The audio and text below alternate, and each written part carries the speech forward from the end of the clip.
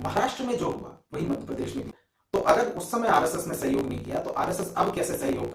तो अगर उस और जम्मू और कश्मीर का चुनाव फिर भाजपा क्यों हार गई? क्योंकि ये जो अप्रत्याशित परिणाम है, क्या ये हमेशा इसी तरीके के परिणाम आएंगे? ये जो अप्रत्याशित, मानिए अगर आरएसएस चुनाव जिता सकता तो 60 साल भारतीय जनता पार्टी फिर कैसे हारती?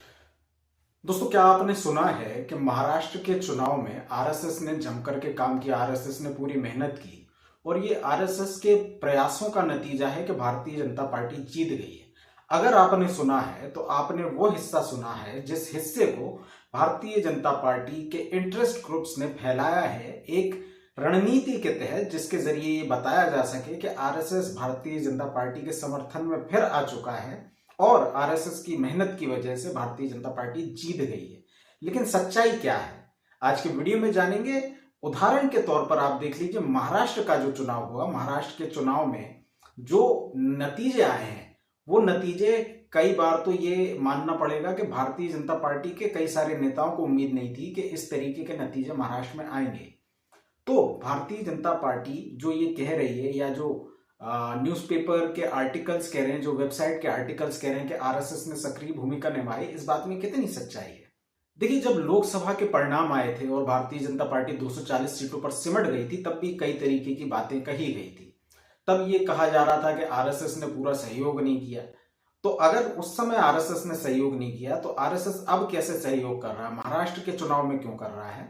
और जम्मू और कश्मीर का चुनाव फिर भाजपा क्यों हार गई? क्योंकि जम्मू और कश्मीर, क्योंकि धारा 370 हटाने के बाद, आर्टिकल 370 हटाने के बाद एक चुनाव था, तो वो चुनाव भारतीय जनता पार्टी हार गई। और आरएसएस के लोग यदि काम करके जिता सकते तो वहां क्यों नहीं जिता है?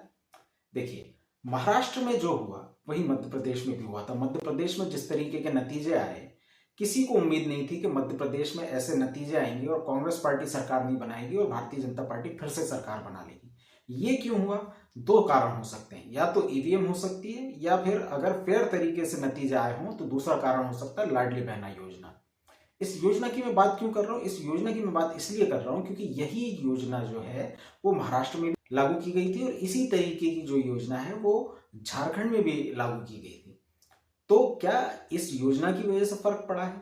आप स्वयं सोचिए, अगर भारतीय जनता पार्टी के इंटरेस्ट ग्रुप्स ये बात फैला रहे हैं कि महाराष्ट्र चुनाव में आरएसएस पूरा लग गया था, पूरा आरएसएस जो है अपने काम पे लग गया था और आरएसएस के लोगों ने भाजपा को जिता दिया, तो क्या आरएसएस के लोगों ने ही एकनाथ शिंदे की पार्टी को भी जिताया है?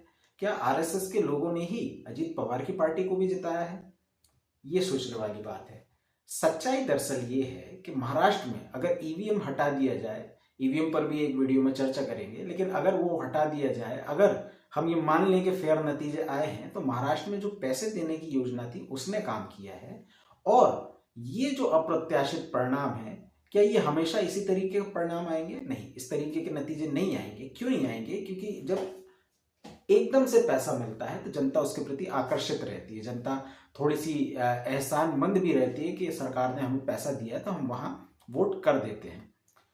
मध्य प्रदेश में अभी उपचुनाव हुए हैं और उपचुनाव में दोनों ही सीटों पर भारतीय जनता पार्टी की हालत खस्ता है। एक सीट तो भाजपा हार गई जिसमें उसके मंत्री हारे, और जो दूसरी सीट है उस पर भारतीय जनता पार्टी बहुत कम मार्जिन से जीती है, लगभग 90,000 की उसकी लीड कम हो गई है। मध्य प्रदेश में भी लाडली बहना योजना चल रही है। यहाँ 1250 रुपए जनता को दिए जाते हैं, महिलाओं को दिए जाते हैं हर महीने। तो जब पिछले साल ये योजना लॉन्च की गई थी तो सरकार के प्रति एक आग्रह था कि हमें सरकार को जिताना है, सरकार हमें पैसा दे रही है। लेकिन अब जनता ने इसको यूजुअल मान लिया है कि सरकार क्या कर रही है, सरकार का तो काम है, ये कोई एहसान तो किया नहीं जा रहा। तो सेम चीज महाराष्ट्र में थोड़े समय बाद होगी, लेकिन क्योंकि अभी अभी ताजा ताजा लोगों को पैसा मिला है, इसकी वजह से ये नतीजे आ सकते हैं। अब बात आती है आरएसएस की। क्या आरएसएस ने काम किया, क्या आरएसएस ने काम नहीं किया? यकीन मानिए, अगर आरएसएस चुनाव जिता सकता तो 60 साल भारतीय जनता पार्टी फिर कैसे हारती रही? क्योंकि आरएसएस तो हमेशा इनके साथ रहा। और आरएसएस का अगर कोई मनमुटाव भी होता तो आरएसएस सबसे ज्यादा यदि काम करता तो आरएसएस काम करता लोकसभा चुनाव में, क्योंकि लोकसभा चुनाव के जरिए ही तो आप आरएसएस के जो मुद्दे हैं, धारा 370 जैसे, या यूसीसी जैसे, या कि राम मंदिर इनका एक बड़ा मुद्दा था, तो आरएसएस को यदि अपने ईगो की चिंता होती तो क्या वो लोकसभा चुनाव में अच्छे से काम नहीं करता? और भारतीय जनता पार्टी अगर आरएसएस काम करता तो बहुमत से नीचे कैसे हो जाती? दूसरा, जब जम्मू कश्मीर का चुनाव आया तो 370 के बाद, 370 हटाने के बाद, आर्टिकल 370 हटाने के बाद ये चुनाव था, तो उस समय आरएसएस यदि अपने प्रतिष्ठा का इसे प्रश्न बना लेता तो वहां भी जिताते। अयोध्या सीट की बात कर लीजिए, आरएसएस के लोगों ने क्या वहां काम नहीं किया? तो ये सब कहने की बातें हैं, ये परसेप्शन बिल्डिंग की बातें हैं कि हमने ये किया वो किया। चुनाव के जो नतीजे हैं अगर वो फेयर हैं अभी तक भी, क्योंकि ईवीएम को लेकर के प्रश्न उठाए जा रहे हैं, उन सबको एड्रेस किया जाना चाहिए।